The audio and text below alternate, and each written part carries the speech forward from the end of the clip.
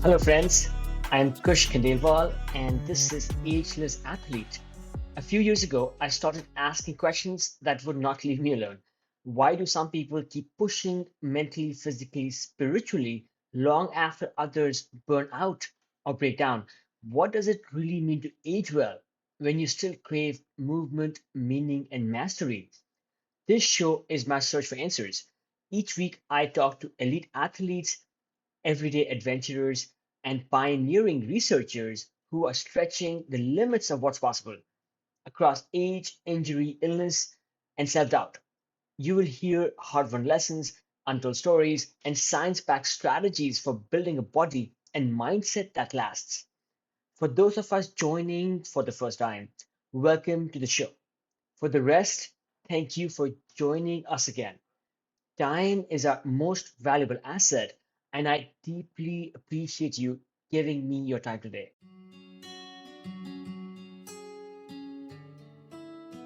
Welcome to the Ageless Athlete Podcast. I'm your host, Kush Khandelwal.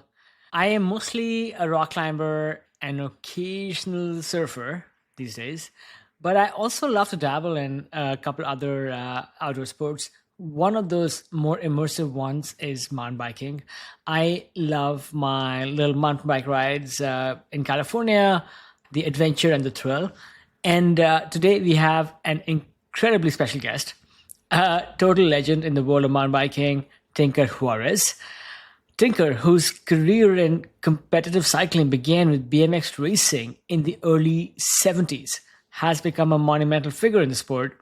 He has achieved phenomenal success across multiple cycling disciplines in a career that spans over 5 decades. His BMX milestones include becoming a top professional rider and earning numerous titles before transitioning to mountain biking. His accomplishments are nothing short of amazing. He is 3 times Norba champion, 4 times champion in the 24-hour solo category, and then in 96 and 2000, Tinker had the honor of representing the US in the Olympics when mountain biking was first introduced as an Olympic sport. His prowess doesn't stop there.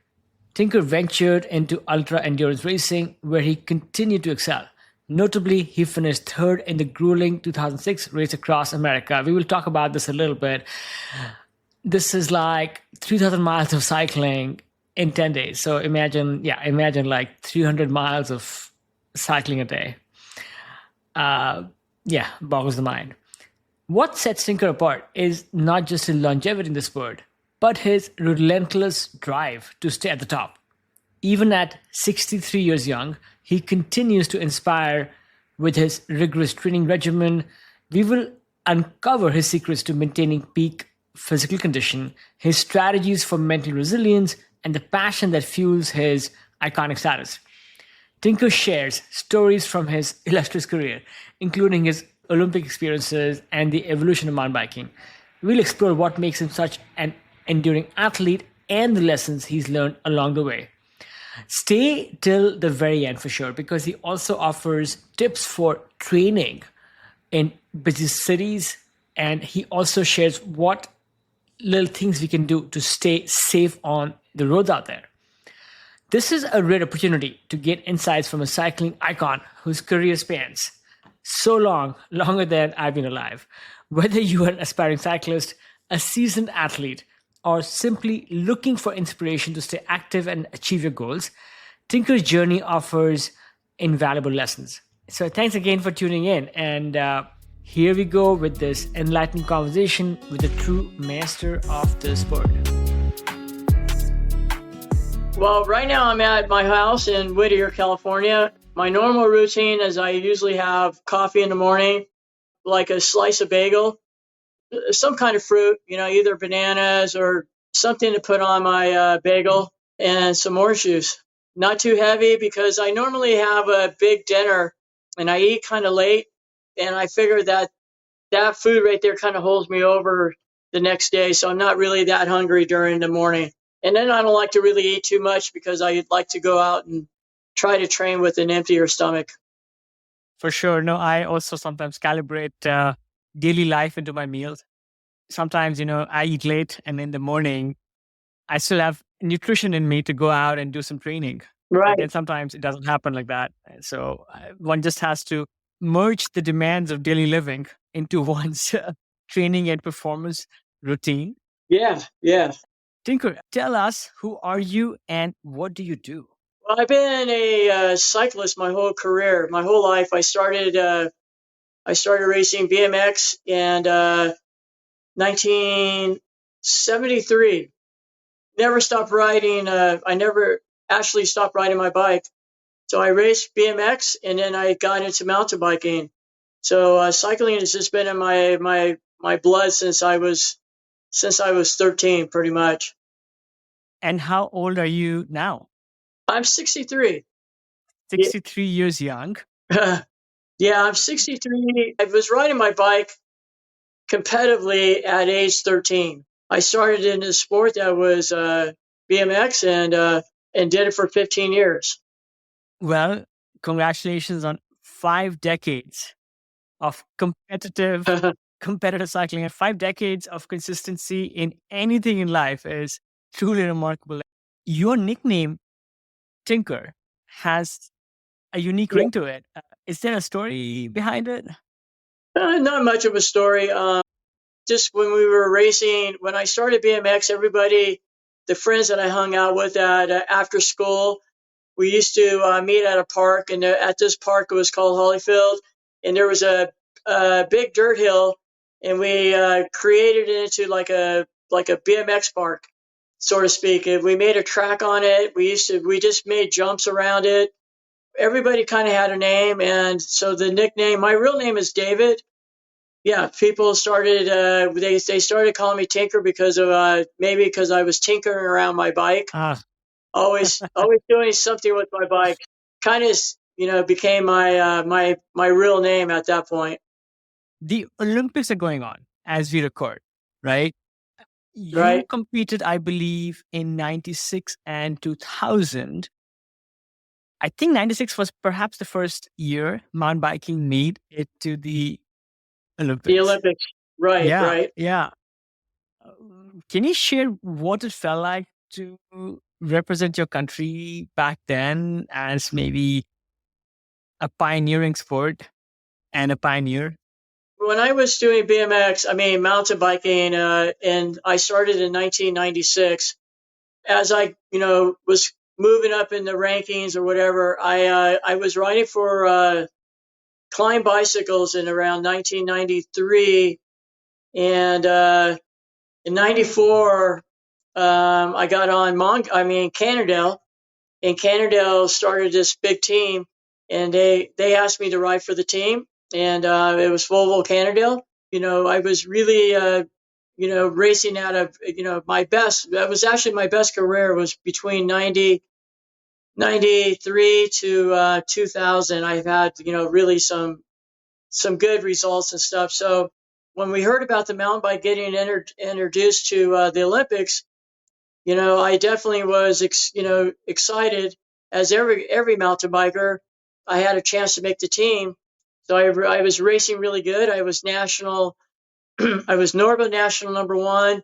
I was really at my peak at that moment. So to make it in the U.S. team, it was a, super big honor for me, representing your country. I was racing a long time before the Olympics. To get a chance at that time to make the Olympic team was a great feeling. Because there was only two Americans that actually made it to the team in '96. That's amazing. Has the sport in the Olympics, has the format maybe evolved over the last almost 30 years? The reason I ask is I rock climb, and this is the second year that the Olympics are featuring rock climbing, and they have changed the format. So, like from let's say one medal each for men and women, now they have two medals. That they've divided the contest into two or three different kinds of climbing. So, has mountain biking also changed in the Olympics? Do you track that stuff? Does it get you excited? It's still the Okay. same, except the races are just shorter and faster, more a little bit more technical. They've kind of made man-made trails now Yeah. where they have more challenging rock gardens, more drop offs, more jumps, and things like that. So it is definitely a different kind of a sport as far as what I used to do it. I mean, we used to go out for about 2 hours. Now mountain bike racing is about an hour and a half. Like I just watched the Olympics this year, well, just a couple days ago, and they did like 8 laps. And I think their racing time was probably around, I'm not sure the winning time, but I could guarantee it was about an hour 30, That's it. maybe. Definitely. Maybe it's a little bit longer, but not much longer. It's definitely a big change in the way the way the mountain biking is. Just more technical, more quicker laps, meaning you have to be recovering a lot faster, and you got to have you have the right equipment for these type of tracks now. I mean, now you're more riders are using full suspension instead of hardtails. That's a big difference. It was back when I was racing, you could ride a hardtail, but now if you ride a hardtail, on the tracks that they make them, you could probably crash or Sure. flat. A lot of things, it's just a much slower bike on the typical courses that they make nowadays. Yeah. It's not like they're not smooth. They're just, a lot more challenging and more exciting to watch. The racing seems to have evolved with both the technical demands expected, but then also the changing nature of modern consumption. Things have to be kept up with, let's say, I don't know, the attention economy, if you may. Like you want to be able to Uh-huh. create like the right kind of content so people out there are watching it on their platform, whether it's television or social media. Yeah, it makes sense. Maybe it has evolved the same way as the sports have, but it's still fascinating to hear about how it has specifically evolved for the sport of Right. mountain biking. Going back a little bit though, Tinker, I'm curious, were you a natural athlete when you started with BMX? Did you come from a family of athletes, mountain bikers? Are there any specific points where you realized you had the talent for the sport? Take us to those early years. Yeah, good question. No, I don't. The background of my family, there's no cycling at all. As a kid growing up, I enjoyed riding my BMX bike. So yeah, so that was something that I loved doing. When I was in high school, I did track. I ran some track and things like that. But the bottom line, the sport that I loved the most was BMX. For I did it for 15 years. My family definitely was a big support and getting me to all the races every weekend when I was a kid. I used to race at least 3 times a week in the BMX days, and that's quite normal. I mean, kids nowadays race a lot in BMX. The races are short. They're over in like a minute. I don't know how long the races are, but they're over quick.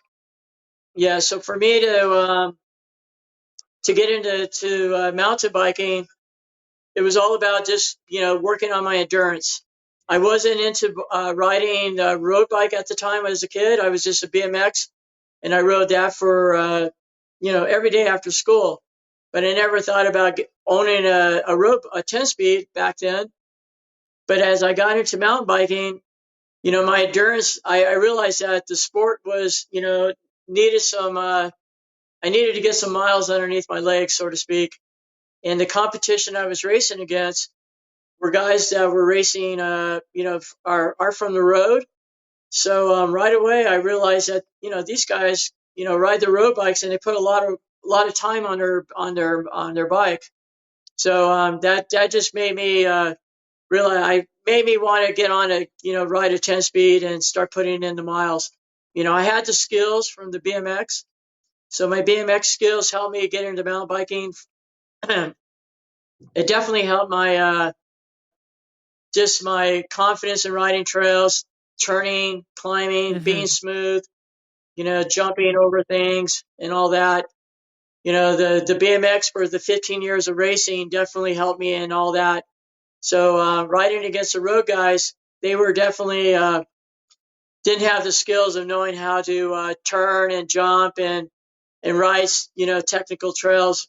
So I had an advantage in them, and they had an advantage on me. So just by the endurance. So I just had to kind of try to balance it out. I do a tiny amount of road biking. I've been doing that for many years. And then a few years ago, I picked up a mountain bike. So I had like the opposite path to you, where yes, I can sit on my mountain bike and sit on my road bike and I can go for a few hours. But when I started mountain biking, it was also scary, like starting it in my 40s. And maybe I'm just I don't know, a timid cat, but I can imagine like you acquire a lot of those fundamental skills at an early age, all those technical skills, while the other people who are coming from a different background, they had to, kind of learn their way a bit more carefully, and things which were so natural for Yeah, you perhaps yeah, were took more perseverance and intention from people who came in from a different background. right, right. Yeah, I mean, like for instance, the gravel that's just kind of exploded in the sport. Guys that ride road, they get on a gravel bike and they're on dirt, and it's totally a different technique all the way around. So I even had a slight advantage in that, just because when I know how to ride smooth, and with the skinny tires, guys, they're a little bit more scary about going into turns, going into it really fast at a high speed. So yeah, my skills came back in with the mountain bike skills and things like that. So but it didn't take long for the roadies to get good on Sure. gravel bikes. It did require some practice riding on the dirt for sure. From, let's say, technical, explosive BMX biking, you have gone on to perhaps specialize in ultra endurance mountain biking. Let me first ask you, what is ultra endurance mountain biking, uh, Tinker? And then, yeah, why did you end up at this type of mountain biking as your specialty? Mountain biking, I've always loved endurance. Riding my bike. The longer I'm on my bike, the better I feel on my bike. So that's my comfort zone.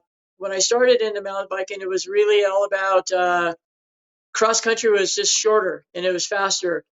And so as I gotten a little bit older and the competition got a little bit faster, I was lucky that the sport started growing into where longer distance were starting to get popular, like marathons, 40, 50 miles riding on a mountain bike.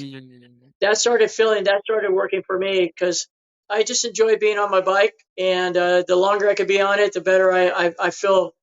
I feel more at home as far as that goes, riding my bike. So yeah, endurance has always been good for me. I was never really a crazy downhiller. I was never really, like a freestyle guy or any of that. That never really was my type of thing. It's cool to watch, but I rather go up hills than go down hills. It's my Sure. favorite thing. My choice. If I had any choice, I would rather be going up that hill instead of trying to go down it as fast as I can. To me, and sometimes it seems like two ends of the spectrum of bicycling. Like you have your roots as in explosive BMX biking, and now you do these super long, epic rides, which go on for hours and hours and hours. Curious, do you think your natural talent, though, lies more in the endurance end of things, or perhaps in the more technical end of things?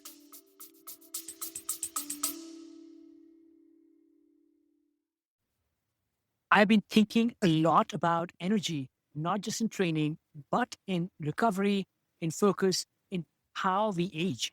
So when I came across NutriSense, it hit home.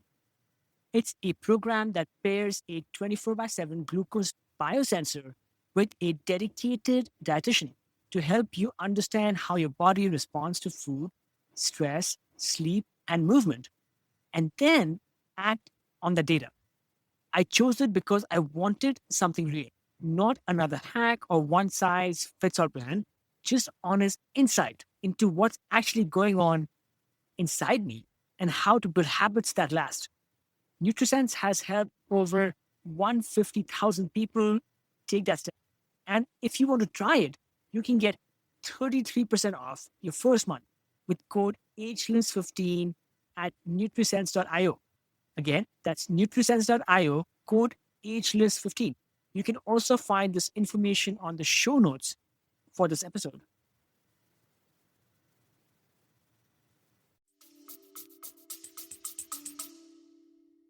I've always felt like I have much, just the endurance in me is a lot better than any others. And, as far as it comes down to riding my bike, I mean, I've done a lot of 24-hour races, and at one point you just get tired of them and you get burned out at a point in your career.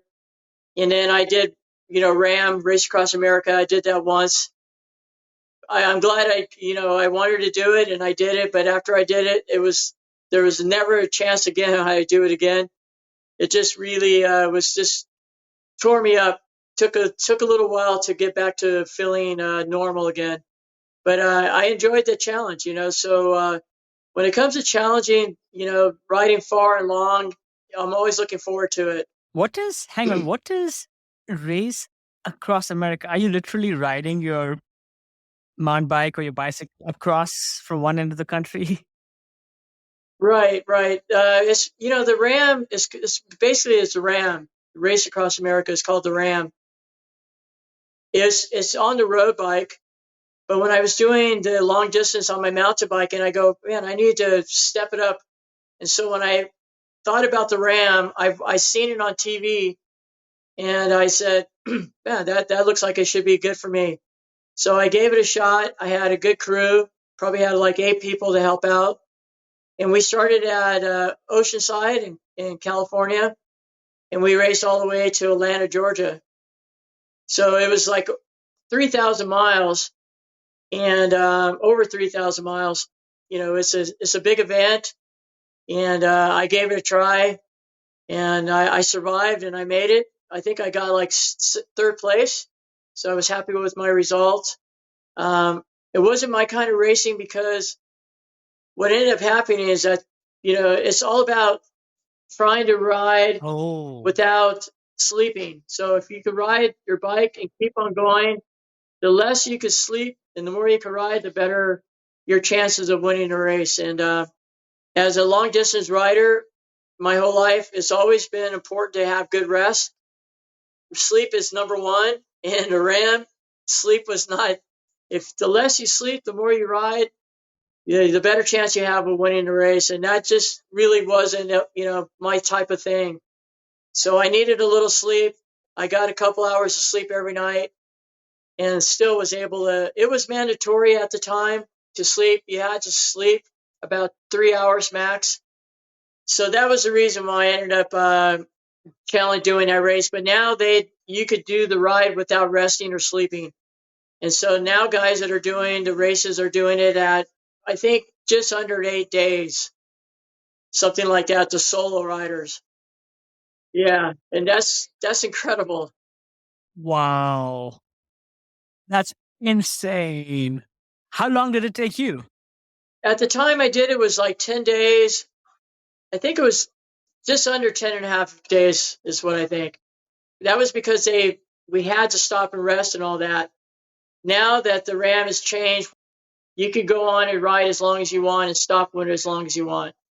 So it's totally changed. But I did do it a couple of years ago as a team, an 8-person team, and I thought, this is not going to be bad. So I was able to rest. With 8 riders, you get a good amount of rest, and you get to see, at least this. You're riding across the country, so you get to see a lot of the stuff that you didn't see when you were doing a solo. This solo thing, I'm still trying to get my head wrapped around the idea of doing 3,000 miles in 10 days or 11 days. You're riding 300 miles a day. Most people would do like 100-mile long ride, and that would be like a capstone of their recreational cycling. You've been doing 300 miles every day for 11 days with maybe a few hours of sleep. I mean, did you ever fall asleep while you were on the road? No. No, but I definitely felt tired. That's for sure. My legs were not moving; they were barely moving, and I was barely moving. It was really pretty painful just to go slow when you can't go any faster than what you're going. So it just seemed like the counting the hours were just, it seemed like it was taking forever. So yeah, it was tough. It was really tough. But yeah, when you're saying about 300 miles a day, now my training is a week is like 350 miles a week. So it's crazy to think that doing it in one day, 300 miles, but every day for that long, yeah. I mean, your weekly training regimen sounds very intimidating as well. But yeah, doing that in one day, yeah, just boggles the mind. Yeah, Beyond that, just trying to get more into some of your racing career. You have done so many things, uh, so many races, Olympics to all kinds of world championships under your belt. Are there maybe one or two races that you or races or accomplishments that you are particularly proud of? And tell us about those, Tinker. yeah. There's a lot of titles that I'm, a lot of titles I'm pretty happy with, or I'm very happy with. Actually, I'm blessed and thankful. It was always one of the toughest one is when you're an Olympian and you're racing the Olympics and you're trying to race for the going for the medal. I mean, not medaling was tough, but after a few years, just having that title of being an Olympian, it really kind of now means a lot more than just medaling. I mean, I'm really really just thankful to be able to say I'm an Olympian, two-time Olympian, and so yeah, I try to think about all the Americans, since the Olympic, how many Americans have more than two Olympians?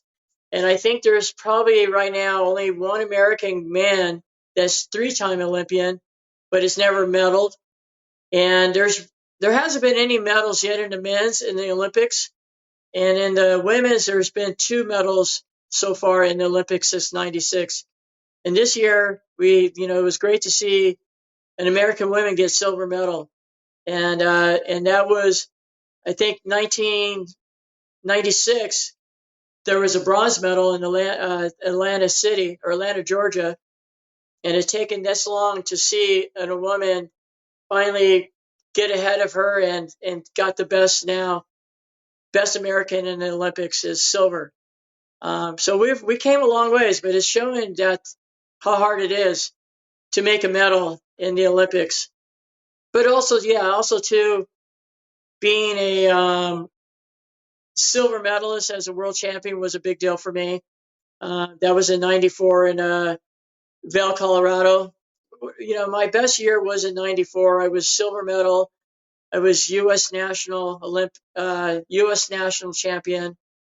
Yeah, yeah, and I think I was also, but I don't think that was in '94. I think it was '95. I was a Pan American gold medal. There's a lot of titles that are really important, but they just stick with you. And it's when you think back, it just gives you that little motivation every day. Just when you have a chance, just to think about it, and it just you're just thankful that you've done it, and and you're still doing what you love to do. That's right. Most people who have had your kind of titles are probably not racing competitively anymore, and you are somehow still at the top, still training hard and going at it, race after race. Tinker, you turned professional quite early in your career.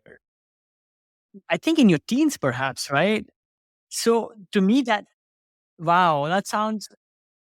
Yeah, at age 15. And the reason I turned at age 15 is because when I raced BMX from 73 to 75, I was already, up at an expert category at expert level. And I was racing at age 15, I was winning a lot of races.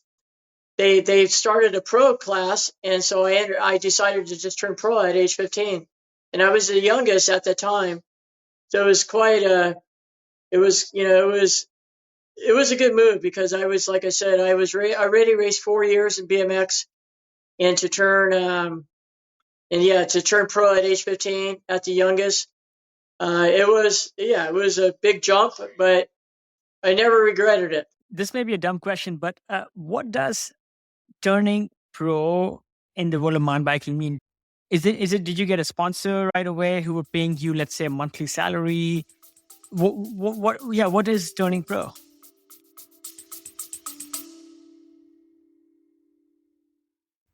Friends, it means a lot that you're here. I pour a ton of heart into the show. The research, the interviews, the editing, it's all me trying to share stories that matter. If Ageless Athlete has ever made you feel seen, inspired you, or just kept you company on a long drive, or better, over a run or a bike ride, I would be so grateful if you considered supporting it. Even a small amount helps keep it going, helps keep bringing the show to you for free. You can chip in at buymeacoffee.com/agelessathlete. Again, buymeacoffee.com/agelessathlete. You can find the link on the show notes as well. Thank you for listening and for being part of this. Yeah, pretty much when you're at a pro level, you get sponsored by a team, and normally the team knows you're at the high level as a pro, so you get a salary, and the salary helps you, takes care of your training, your expenses, and things like that. And so, salary is important as a pro because you now you got to do it. It's almost like a full-time job. You don't ride 48 hours or 40 hours a week, but you still got to put in a lot of hours to stay in shape and to keep, stay at the level as a pro. Most 15-year-olds, even back then, I'm guessing, were likely getting ready for high school, maybe plans of going to college. And here you are turning pro. So I want to understand a little bit more about that part of your life. Firstly, yeah. So Yeah. were you still studying at the same time as turning pro? And then I'm curious, I'm sure your family was quite proud of you for being recognized, but how did they take the shift that you were making with your life and your career? Yeah, when I was at high school, I was, at age 15, and, I didn't really have a chance to make any plans of what I was going to do after high school. So as I was making money, I thought, well, this is a good job. And I'm young, and I did have a few small jobs, when I was in high school, but it wasn't, they weren't fun jobs. There was nothing, exciting about it. So I thought, as long as I can make money, I'm going to continue to do this even after I graduate. So yeah, I really didn't study to be anything. I didn't have any future plans. I was so hooked into my biking that I didn't really even have a chance to think about that once I was cycling, full time. My mom and dad were supportive. They were happy with what I was doing. They pretty much just let me choose what I wanted to do. And so, yeah, racing my bike, and I was able to pay the bills and do what I love. That was a dream for me as a BMX kid. Taking a quick minute to announce the sponsor of today's show is an amazing brand of Indian-inspired backpack meals from Good Detour. I discovered them when I was at Outside Festival earlier this year. I tried some of these flavors that they had, and I was immediately hooked. They took me back to eating food at my family's house in India. You can find links on the show notes. You can go to their website, and you can use the code AgelessAthlete to get a great discount. My favorite flavors might be the paneer scramble, and then the rajma rice, and then also for dessert they had this delicious moong dal halwa. Hard to believe that those were backpacking meals. So yeah, give them a shout. Back to the show. It's certainly amazing to have a supportive family who can nurture, let's say, off the beaten path types of dreams. Were your parents concerned at all, though? Like, did you have, like, I don't know, family money or something else? Were they concerned that maybe 15 years down the road, like, how would David continue to make a living and succeed? I was already at probably 8 or 9 years already racing BMX. I didn't really have a chance to think about what happens, what's going to happen if I don't have a team. I just knew that as long as I, kept on racing good and racing at a high level, and sponsors were there to support me, I didn't really see any point of stressing about it. I didn't let the future stress me out. I just kind of lived life at the moment. And I think that was kind of the way. It was a lot easier than worrying about things. If I had to work, I had to work. I wasn't going to be able to work and make the kind of money that I was making in the BMX. I'd probably be making a lot less. So I figured, you know what, this is a good paying job. I'd rather just keep on improving and keep on trying to better myself every year, and see what it's going to take to maybe to get a bigger sponsor or whatever. So those are the kind of goals that I had. Just holding on to the sponsors as long as you can, making them happy, giving them results, treating the people fair, and just trying to have a good time. Spreading out the word how great the sport is. You had this conviction, and then you had the ability to really follow that passion. And yeah, and you've been doing it ever since. Wanted to speak a little bit about perhaps the evolution of the sport. You have been right in the thick of it for like 50 years. Have you seen, let's say, the popularity of the sport, and the talent go through the roof? I'm wondering, was BMX and mountain biking so much more niche like 50 years ago? And now when you go out riding, do you see a lot of diversity? Do you see a lot of age ranges? When you're in races, do you find that maybe the people who are, let's say, winning races, maybe they're older than maybe the time when you started racing? How have you seen some of these things shift, tinker over the decades? Well, one of the things I was lucky as I was growing up in the sport, this just seeing how the bikes have changed. The bikes have just gotten, each year they're finding things to make the bikes better and faster and lighter. That's kept me excited because every year I got something new and new for the to test out and ride, and so yeah, so that was made cycling exciting because you get to ride these lighter equipment, means that you get the chance to go faster and become a better racer. The way the sport was growing, mountain biking was just a great sport that people could do. Besides on the road, they could go out and go out in the dirt in the mountains and ride their mountain bike.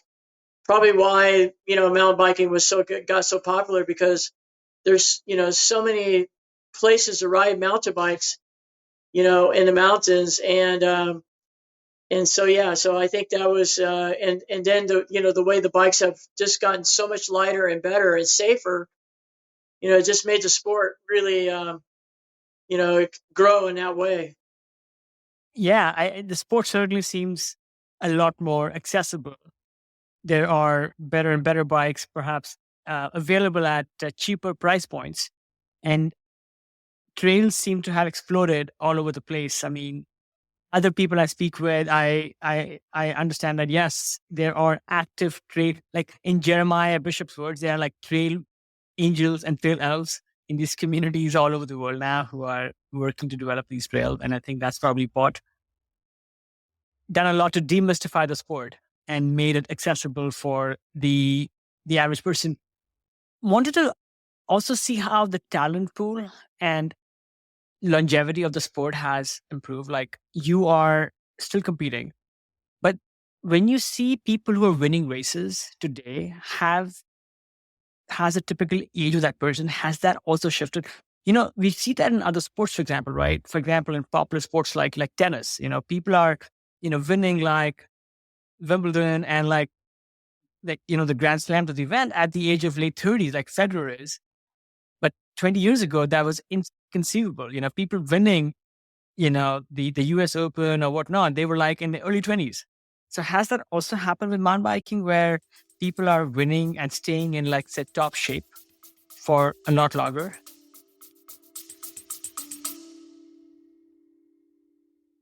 Hello, friends. Just a quick break. This is not an ad. If you have been enjoying these conversations, I would love for you to subscribe to my newsletter. It is where I go deeper, sharing stories, reflections, and behind the scenes insights that don't always make it into the podcast. I write about what I'm learning from elite athletes and how to stay ageless in body and mind. If you have ever wanted a thoughtful, inspiring read that ties it all together: training, aging, mindset, and awe. You will love this. You can find the link in the show notes or just head to agelessathlete.co. Again, www.agelessathlete.co, that is, to sign up. And yeah, just a couple of emails a month, and you can unsubscribe anytime. Absolutely no spam ever. Okay, back to the show. Yeah, that's a good question. I'm kind of I'm kind of thrown off on that one, but I think one of the good things about it is that the younger riders that are now starting, that are getting into the sport, are going really good. Is a lot of things have changed. Now they have high school mountain biking and things like that, and I think the NICA thing and the stuff that's happening at the school where kids could race their compete their bikes is really helping the sport bring out some really good talent, young talent. And I think now, there's a lot of kids that are really young that are going really fast. And I think that's great because, European has been dominating the sport for a long time in mountain biking and cycling. Probably the big reason is because, cycling is so much bigger in Europe, than any other sport. I mean, cycling is, a big sport in Europe, where in US it's not a big sport. It's kind of a bummer, but I think cycling has just, stayed at a big level because I don't know, it's because their cities and their countries, they allow them. There's no laws or anything, keeping them from riding a bike or keep racing. There's a lot of restrictions in US racing where there's too many laws where you can't even race your bike, which is kind of sad. Road cycling, especially, if you see where they race at, they don't have any laws where they can't race their bikes. Normally I you can see cars stopped in a highway and just to wait till the race goes by, and then after they go by and it's clear, then they let the traffic go on by. That would not be allowed here in the U.S. Cycling is always going to be big in Europe. That's why they're just much more dominating the sport. And now mountain biking is bigger there. And sponsors are bigger there. And it's just tougher to get sponsors here to get you to get paid. So if there's somehow we could change that, where sponsors could start paying riders here, we could maybe start seeing faster Americans. That's a very interesting perspective. It actually makes sense in a different way. I'm wondering that perhaps one reason why Europeans are dominating the sport of cycling is because there are so many more people in general cycling in Europe. So many more average people are going to work on a bicycle, going to school on a bicycle, doing errands on a bicycle. I am a bike commuter in San Francisco, and San Francisco is ahead of many places when it comes to enabling access to roads for cycling.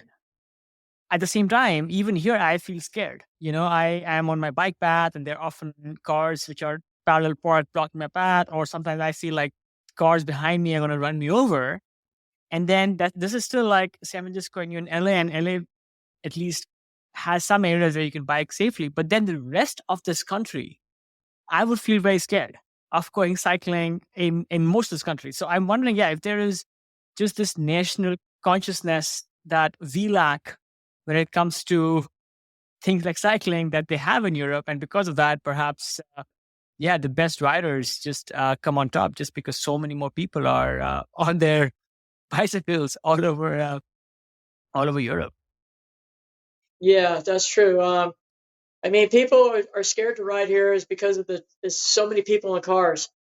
And every day I go out, I always pray just to make sure I'm going to make it back home. My riding, I've always done kind of the similar loops that I normally ride. I know what roads that are dangerous and what roads that are less dangerous. And I just think that if you just try to be as safe as you can riding in the U.S., you shouldn't get run over, you shouldn't get hit. It's just that people are just they don't really care about cyclists as they would in Europe. We have too many people paying attention on their phones, not paying attention to what's on the road. So unfortunately, we have to take, riders like me and other riders, we have to just, try to pick the right time. Timing is everything sometimes. I'm lucky because I get to do this and I get to ride when people are normally at work. And I try to ride in between like 10 and 3 in that window. So I know people are still at work. But if you have to ride, normal people have to ride after work, that's when it gets really dangerous because people want to get home. People are in a hurry. People don't really care about cyclists. I mean, that's why I think gravel is picked up because it gives now these people more, they feel more safe there and they get to ride on the trails and they get to do what they love is compete. And a lot of roadies they stop riding because the road is just too dangerous for training on the road. And now that gravel has given a second chance for a lot of roadies, and I think that's great. I mean, it's great to see a lot of people back in the gravel scene because they get to do what they love to do is ride their bike. I love riding on the road, and I take a risk every day, but it's my choice and it's my job, and that's just what I have. I just got to just focus on where it is that I feel the most comfortable riding, and whether it's not exciting or not, at least I know I could probably make it home every day, and that's kind of my goal. I love gravel riding for the same reasons. It takes me it takes me away from cars. You're putting Yeah, in hundreds of miles on your bicycle every day. Besides just choosing the right time to be on the road, yeah, when timing. there's less traffic, are there any specific things you do, Tinker, that we can learn from to stay safe on the roads out there on our bicycles? It's strange. I use a mirror on my bike. As a professional, you think of guys wearing a mirror or using flashing lights and all this. Those are kind of dorky people. You kind of make fun of them, but those days are gone. If you want Mm, to live and you want to be safe, you need a couple things that whether it looks kind of kooky or funny or not so cool. That's okay. I don't care, but at least I get to at least I feel like I could come home every day and be safe. And using a mirror on my bike has been the the best thing that I think it's the cheapest investment you could buy on a bicycle, and it's the most safest thing. I always just say try to drive a car without a mirror and see how much you use that mirror yeah. when you don't have a mirror in your car. I mean, you need that mirror in your car. You need that mirror on your bike, and I honestly love. I would ride if I didn't have a mirror on my bike. As soon as I pull out of the driveway, I would turn around and I would get a mirror on my bike because that is the number one thing that I feel so much more confidence because I know what's coming from behind me. And yeah, so the mirror on my bike is the best tool that I find, the most safest tool out there. And also, also the blinking light too is also, another important thing too. So having those two things are, and then also trying to ride a little bit with brighter colors help out too. If you want to ride the road, you're going to find anything and everything to be safe as you can. And to me, those three things, a mirror, flashing lights, and bright colors, is a secret for me to ride every day on the road. Every once in a while, I'll see some cyclists on the road at night who's, let's say, decorated like a Christmas tree and with Yeah, all the yeah. lights. And I mean, I'm like, power to them. And now you're only reinforcing that if a 2X Olympian is out there with a rear view mirror on their bike, then the rest of us can also adopt these safe biking practices that may seem dorky, but will keep us safe in this world dominated by cars. Oh, what about a bell? Do you have a bell on your bike? A bell? No. Okay. Actually, I because I ride the road so much, the bell is really not too important because, I go around cyclists, I just kind of say something, I'll yell out, I'm coming. But when you're off-roading, I think it is important to have a bell because, you're always coming around blind corners and there's always going to be a hiker. And hikers don't like bikers, and I can understand that because I can see a lot of cyclists. They go around turns like they own the turn, and there's nobody that's going to be on the same trail. And I can see why hikers gets scared about cyclists. So I think it should be a law where you should have to have a bell on your bike on the trails. So I'm not the crazy guy that's going to go flying around a turn. Yeah. I go around a turn knowing that there might be somebody there, so I go around it slower. I'm not in a race. I'm just training. I'm planning on having a bell. I'm not trying to, think that I'm just cool without one. I do go around sometimes a turn and I forget to say something, or I try to go around a turn and I'm not, I might go a little bit too fast. So I'd rather be safe than sorry. I haven't hit anybody, and I plan not to ever try to hit anybody. So yeah, I think a bell is a key thing, and I definitely will have one in the future on my mountain bike. But on the road, I really don't really see it important. It's easier. You're quieter, and you're not going to scare somebody. And normally, I don't mind yelling out something. Rider coming by or whatever. Good advice over there, Tinker, both on trails and also at other multi-use areas. Like I cross the Golden Gate Bridge when I go cycling, and there's so many tourists taking photos, and I wish I had a bell. I'm gonna go get a bell Yeah, for the next ride. yeah, uh, yeah. I mean, it's a cool thing to have. I mean, it's just share. I mean, you want people to love cyclists. You don't want them to hate cyclists. So the best way to do it is just to be, more cautious, more friendly to the people that are out there walking too. Good advice there. Yes, if people don't hate us, then they will be more likely to embrace more cycling on the road. Right. Moving on a little bit and talking a little bit more about your career on how you've been able to sustain a career with being a full-time cyclist in a sport that traditionally doesn't pay like the big bucks. Are you still a professional rider? I actually noticed recently that you had started something like a GoFundMe for being able to raise money. So yeah, curious. Talk to us about like how do you make a living and why are you having to raise funds? Well, okay. So I was on a team this year that I signed a contract, and I was supposed to get, a salary a month. I was supposed to get paid a month, and I was supposed to get all this, bikes and all this stuff. So I was counting on this money to support my racing and, to pay for my traveling, pay for my, my expenses. I do about, 15 to 20 races a year. I was planning, I have plans of doing these races. And once I realized that this team was, bad news and just, really didn't, was lying about everything pretty much because, every time I was questioning about my money and bikes and on, there was always an excuse after an excuse. And they could never answer my questions. So I just said, you know what, these guys are are not going to do anything for you, man. You got to just get out of this bad situation. So yeah, I got out of it, and I ended up having now, I had was counting on the money to pay for my expenses to go to races. So I didn't really, I didn't want to just like I could continue riding my bike, but people want to see me continue to race.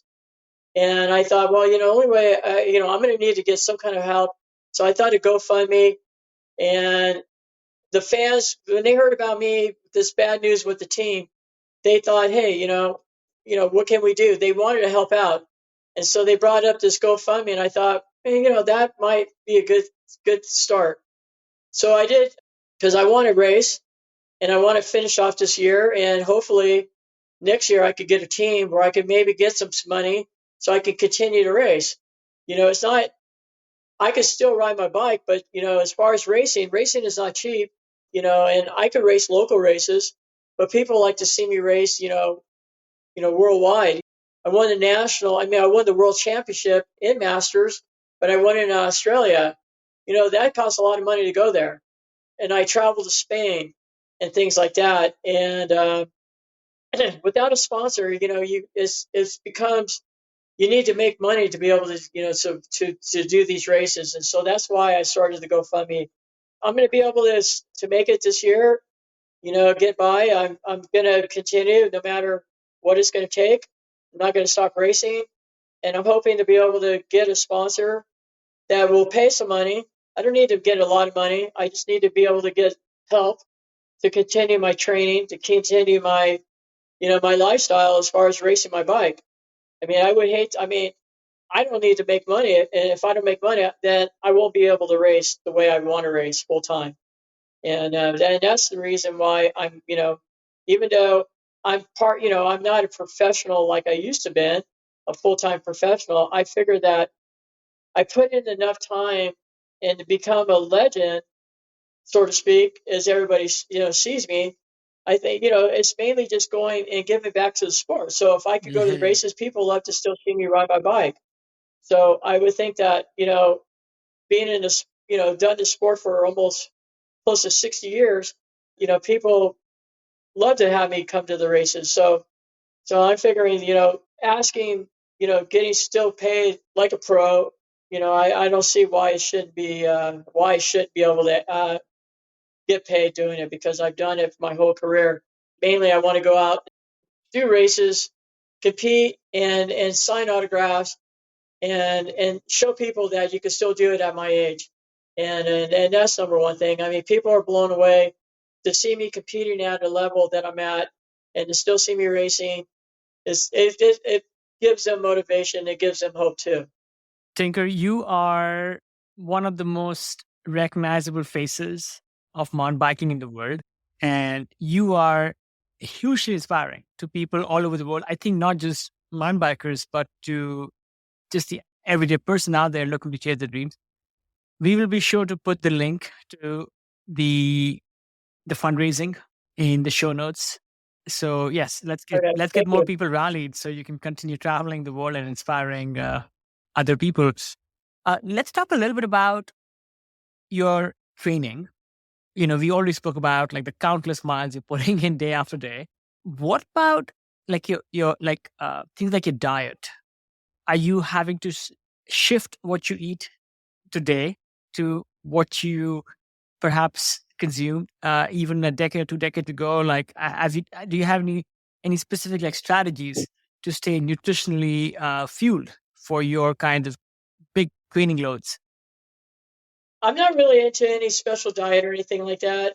I was as a professional at the at my peak time. I was a little bit more. I was more careful what I eat, things like that.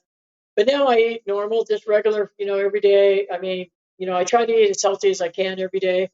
I mean, fish during the week. I'll have fish. I'll have some meat. I'll have pasta. I'll have just, pretty much, normal food, chicken and things like that, and vegetables and things like that. Now that I'm at my age, I don't, the dieting is not that important to me. I mean, I I want to try to enjoy my training. I want to enjoy eating, and I want to. What I try to do is, as long as I train every day, I like to eat what I want to eat. I don't want to have to eat less or eat different because I'm not riding enough. So one of the reasons why I like training is because I like to eat.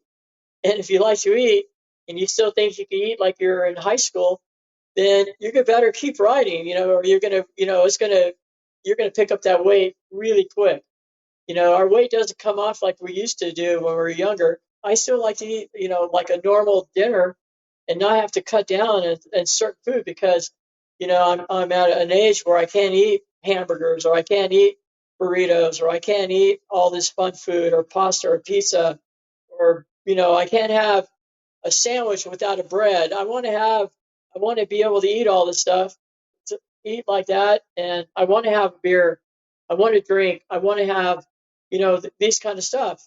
I don't want to be so stressed out that, racing has really just taken over my whole life in a big way. I think what we have to do is to cut down and people to getting overweight is to stop all the restaurants and close them at a certain hour at night so people won't be continually eating. But yeah, it's just an American lifestyle. We love our food and we love to eat. So the only way I'm going to be able to enjoy it is to be able to, I'm blessed I could be able to ride every day, Mhm. and so it keeps me motivated to keep my weight at a certain, at a certain weight. Yeah, so it just keeps me wanting to ride my bike. As far as my training, I can't train it like I mean, I'm starting to feel the burn, the fatigue, my speed is not the same as it used to be, but that's because of your age. But I'm still not going to try to slow down and cut down my training in half. I'll try to I might have to slow down in miles, but I'm still going to try to continue to train as close as I was. I might not be as fast, but I'll still try to train the same as I used to. What about things like, so, as we get older, we find that our bodies are getting stiffer, We wake up in the morning and we can't just suddenly bust out like 20 pull ups or go for a sprint, right? So those things happen to us. Ha- Yeah. have you adopted any kinds of mobility or cross training to again stay limber and be able to move like the way you want to? Yeah, I mean, everything has definitely slowed down. I mean, it's harder for me it takes me a while to get fired up to go get on my bike. So that's why I kind of do my routine in the morning, which is not a whole lot. I just take care of the stuff out in the garage. Whether it's just cleaning, cleaning my cars, getting, whatever. Actually started doing weightlifting more consistent. I mean, I'm more focused on doing my weightlifting now, even during the season. I mean, I try to do it no less, at least twice a week. I mean, I got to squeeze it in there now, just because I know for sure you do lose your strength, and so and the only way I'm going to be able to try to keep my strength up to keep my endurance going and all that is by just doing some basic weight training, 5 different exercises and weights. I do bench, I do curls, I do a few things on my legs. I spend at least a good hour in weights, and then I'll go out and do my ride by 11 o'clock and stuff like that. So, if I do weights, normally I'll do my cycling after my weight training, and it does feel a little. It took a little while to get used to it. Feeling the after you do weights and going riding your bikes, your body feels a little heavier, Mhm. not as fast, but I just figure, it's just important for me to try to keep my strength up. I'm not trying to bulk up or anything. I'm just trying to keep my muscles tuned up, so to speak. Keep them tuned, not do anything heavy. Just try to do more reps than anything. Yeah. So weight training has definitely been my newest thing that I've added into my training. During my week of And riding. absolutely, I hear that consistently across a lot of the older athletes that I speak with. The one thing different about you is you do your weight training before, let's say, your sport specific training, which is going riding. As a rock climber, I am advised to optimize my climbing first, because I know that if I do a bunch of deadlifts or bench presses before I go for like a climbing training session, I will not have any power when I go climbing. Yeah, So, yeah. like, I don't know. Do you ever have that, or maybe you've just been riding for so long? No, that's a good point. I mean, your rock climbing definitely is you're using your arms. You need your arms to be rested. Mm. You have to have that power in your arms. I could see as a rock climber, it would definitely make make climbing a lot stiffer and harder. And so I think in that sport, in your sport, it would definitely be something to do afterwards. But in cycling, I'm on my bike and I'm sitting down. I'm not using my upper body as much as I'm using my legs. So it's not really that important for me to worry about my weight training as far as doing it before or after. It just took it a while to get it. I did feel a little bit slower when I rode my bike, Mhm. but as I got used to the routine, I started seeing a little bit of the improvement. I started noticing, oh wow, I'm pedaling a little bit stronger. It could be a mental thing or whatever, but it definitely gives you better focus on your training when you start to notice the difference what weight are doing. And so yeah, so now that I'm doing it, I don't want to stop because it's like anything. Once you start to feel like you're seeing the help that it's giving you in your sport, Mhm. you don't want to stop doing it. So that's kind of where I'm at now.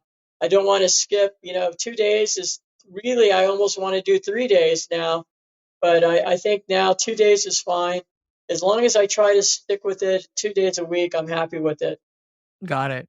What about stretching and mobility? A lot of people, again, like I said, like, I can't, I can't go down into a split. Well, I will never be able to do a split, but I definitely feel stiffer, when I do certain things. Do you do any stretching either before or after cycling? Good question. But, my son is really on me about not stretching. He's a wrestler and he's been into wrestling now for about 2 years, 3 years. And stretching is number one thing. And he's shocked. He can't believe that I don't stretch. He thinks that I should stretch, but I listen to him for all his good advice. But honestly, I'm not going to really change because stretching for me is not that important. I'm probably only speaking for myself, but I know for other athletes, stretching is probably the number one thing. And I'm just lucky that I don't have to do it. I find that just moving around, doing what I do outside, I'm not just staying still. I'm stretching around. I'm moving my arms. I'm moving my legs. So I am staying pretty active before I go out and ride. So I am loosening up in some ways. And I think even with the weightlifting, I think the way I'm moving, using my arms and stuff, to me, it's like stretching. I don't stretch. Maybe I should have, but I've never really felt that I really needed it. Well, you have found ways to stay limber with all the other things that you do. Wanted to speak a little bit about the mental side of being able to keep a long career of cycling. I know that sometimes if I have a long training afternoon ahead of me and I've been climbing for a long time, every once in a while, I hit a block and I just don't want to go and put in the hours. Have you hit those kinds of blocks yourselves? You have like a long like ride plan and you just don't have the oomph to go out and charge. Curious, how Right. how do you get past those kinds of things? Well, this year was a tough year because of the team. I was promised a lot with my team. I was actually even promised to have a signature bike. So having all these promises and a contract and everything just everything was become a big lie. It really did drain me. It really took a lot of confidence out of me. My training started slacking. I didn't have that hunger. I started just I was my mind was more upset than enjoying what I'm supposed to be doing. So I was noticing that it was really bringing me down in that way. I almost had to a few local races I didn't want to go because the motivation that I needed, the confidence I needed was not there. And I could hide it because that's just how I am. But honestly, it just didn't feel right. And I didn't like the way I was feeling. So when things are not going good, you definitely lose that motivation, that drive that you need, that confidence to give you to make writing fun and everything. I tried to, that's why I had to get off this team because I just realized that I'm really getting, I'm getting, I'm starting to go backwards. My confidence is down. You know, my focus is, I feel like I'm just making up this feeling, which is you're really not a good feeling, So I was really losing that spark that I needed. Even somebody said they read something, go, oh, Taker, I noticed that your your writing your writing has gotten your confidence is back up because your writing is you're writing much more positive. And that's just kind of interesting that people could tell when you're down and when you're up just by your writing or how you're talking. When I left the team, I was definitely bummed out, upset, not happy, and then I was, I had nothing going my way, to finish off the season. But I got a text, a message from Cannondale, and I was blown away that Cannondale. I thought that was history, 4 years ago, and then they told me that they would love to give me some bikes. It wasn't a sponsorship; it was just give me bikes, and that right there just automatically made a 360 complete mind change in me in a big way. And all of a sudden, I started feeling more confidence. I started, God, I just felt like I just got, sponsored again. And it was just basically giving bikes. And so it just doesn't take a lot for me to get my motivation up. When things go right and the way it should go, then I feel really good to go out and ride every day and feel confidence that people believe in me, my sponsors believe in me, and and there's hope at the end of the road. So yeah, so now I have good motivation because I got bikes from Cannondale, and it doesn't mean that they're going to sponsor me, but they just said, hey, here's bikes. I hope this will help you out, and so that was great, and that's all it took, just that little bit, just to keep me going. I can see the strong relationship you have with your fans, Tinker, and I can see how that would keep nudging you, pushing you, motivating you to put in the work that it takes to be a professional rider, going to compete in these epic races all over. As you continue to age, how do you see your role also in the biking community evolving, right? Like you were this hot rod charger maybe just a couple of decades ago. What is your role now, you think? Like what message do you hope to convey to inspire others? I think the best thing is that I still meet people that are younger than me, but not that much, like in their 40s and things like that. And people are just happy to still see me doing what I'm doing. They always tell me stories about when they used to race mountain bikes when they were younger. They used to look up to me, and then so that right there is just a big push right there. I mean, having people that are 10 years younger than me still, they gave me the motivation to keep on pushing. As long as I'm in the sport, as I think I'm doing something positive because there's people that are not as old as me but are in their 40s and 50s that are happy to still see me doing it because they say that gives them motivation that they can still do it too. And I think that's right there is a key thing, is that people think that they're 40, that they're too old. Now they see me, they say they look up to me because I'm doing it at 63, and that gives them motivation to keep doing it at their age at 40. So I think that's a key positive thing. And this, in the sport, there's a, being in the sport for so long, I'm so thankful that I could still race world championships, you know, at a master's level. And so I think that's really a great thing too. When I was younger, there was never a master's category. Now that I've been in the sport since, for so long, I'm able to still race, and now I can still race for a world championship, and there's a master's world championship. So I think that's a great thing that the sport has done. has grown to be able to still race and still be able to race for some big titles. Brilliant, Tinker. That's exactly the kind of message we hope to convey with this podcast. A couple of maybe a couple of final questions before we end.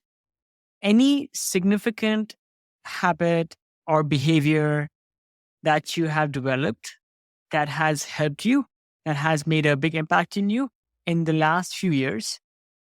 Okay, that's a tricky question. So you're asking, has my way of thinking or changed, or my attitude, Yeah, or something, let's say you started doing, maybe you picked up a new habit.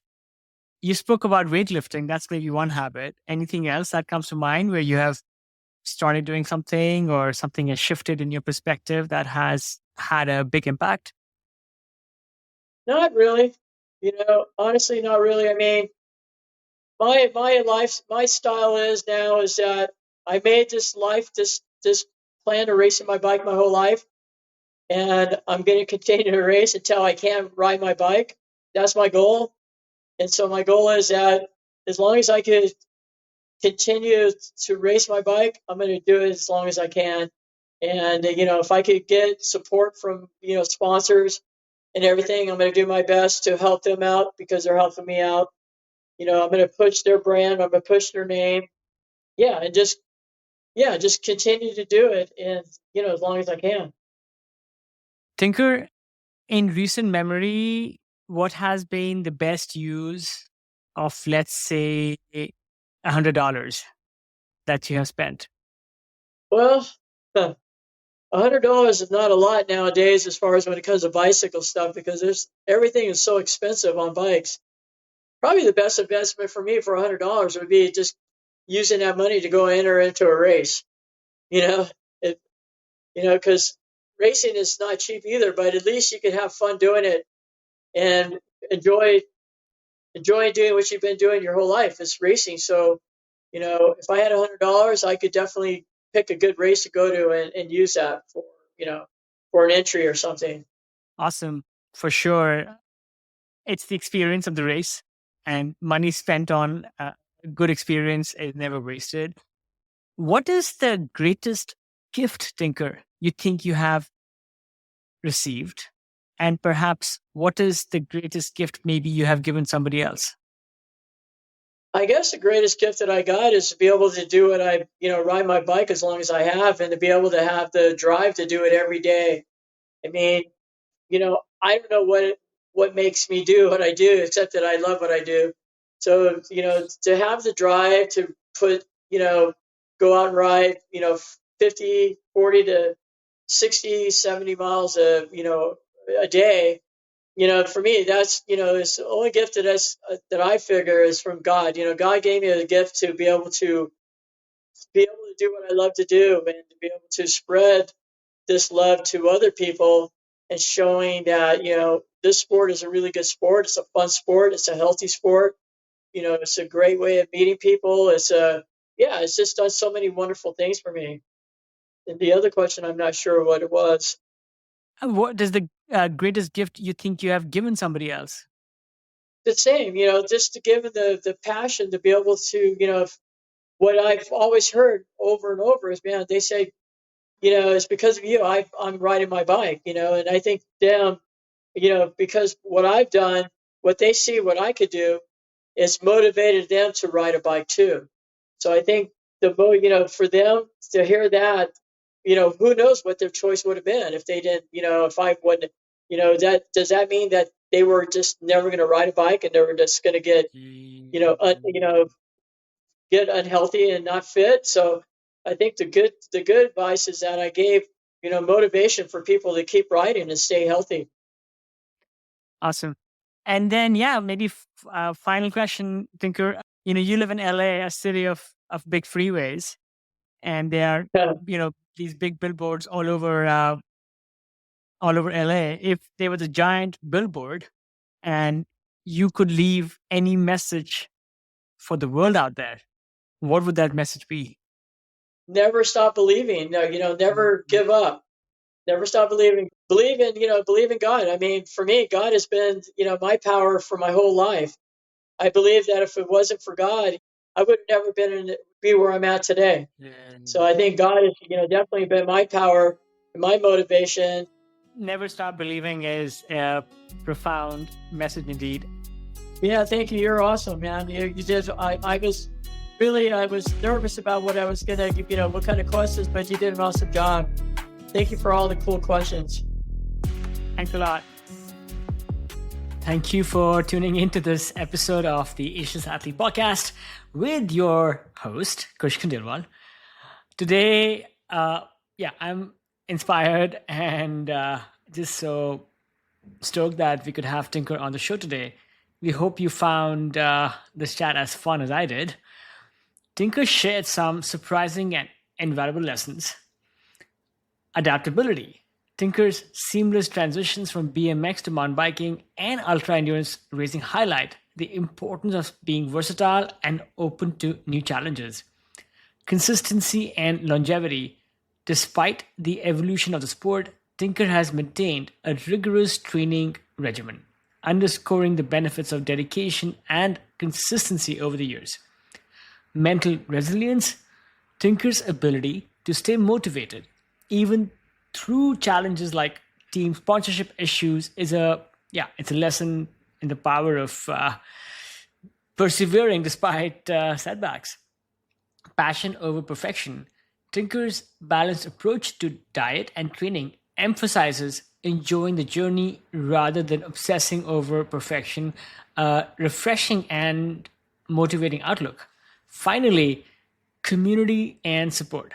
The support Tinker received from fans and the cycling community, especially through GoFundMe, highlights the importance of a strong support system. Yeah, these are some of the, I would say, more surprising lessons, though I am stoked to go outside on my bike right now. And but you know what? I need to go and get a mirror first, right next to my bell. Anyway, we hope these lessons inspire you to pursue your passions with the same vigor and excitement that Tinker has demonstrated. Check out the show notes for links to Tinker's Instagram and his fundraising efforts and more information on his journey. If you enjoyed this episode, I would love it if you could just leave a little rating. It would mean a lot as it helps get the show out to more listeners. Thank you again for joining us.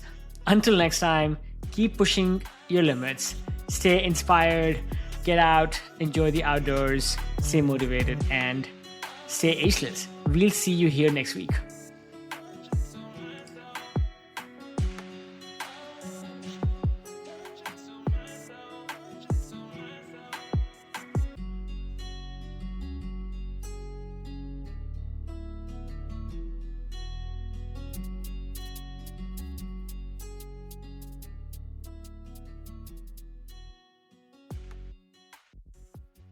Friends, this is not an ad. This is just a quick message to those amongst us who are listening to Ageless Athlete podcast for the first time. I would love it if you would hit subscribe and follow on your favorite podcast app, whether it's Apple Podcast or Spotify or Stitcher or Overcast or what have you. We bring you stories and routines and other inspiration from elites in the world of the best outdoor sports. In each episode, you will find how these athletes stay connected to the outdoors, maintain peak performance, and continue to thrive as they age. I encourage you to look through prior episodes and listen to a couple and see if they resonate. And then, come back next week. We release an episode each week. And I am really inspired to bring you some of the best stories from the world of the outdoors. Okay, back to the show.